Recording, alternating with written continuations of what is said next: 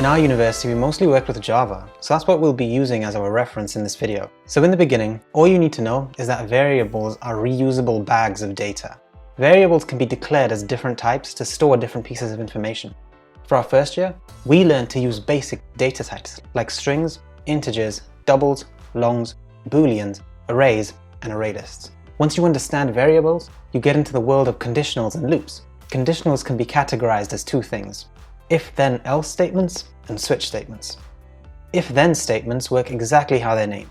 You write a condition in the if statement. If the condition is satisfied, your code does something. If it doesn't, it does something else.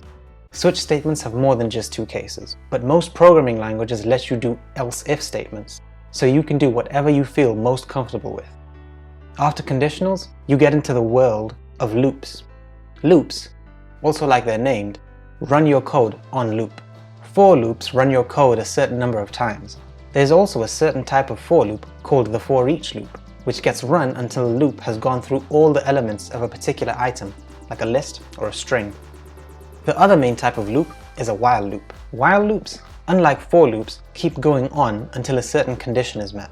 Be careful of these because I've written more infinite while loops than I'd care to admit. Once you've covered loops, you can start organizing your code into methods.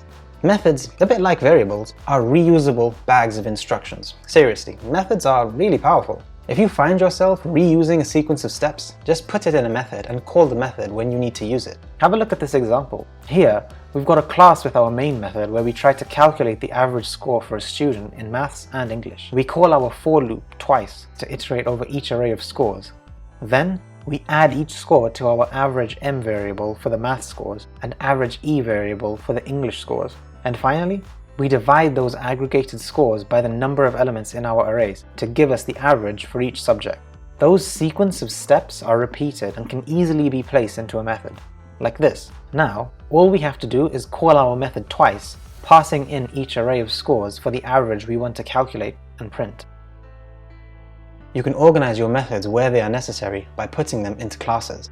Now, we won't get into classes too much just yet, because we'll be speaking about object-oriented programming and object-oriented design in the video on our second year, so stay tuned for that. In our first year, we also learnt about web apps. We learnt about the basics of HTML, which is just a markup language that uses tags to display static data with different formats depending on the tag you use.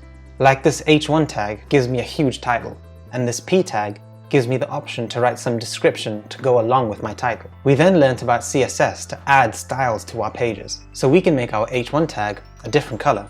Building on that, we learnt JavaScript. We covered a lot of the same loops and conditionals like we did in Java, but the difference with JavaScript is we could run it in browsers with our HTML and perform client-side validation on forms.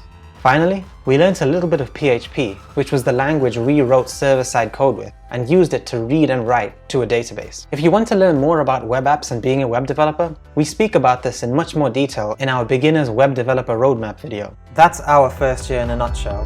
Hope you all enjoyed it. Catch you in the next one.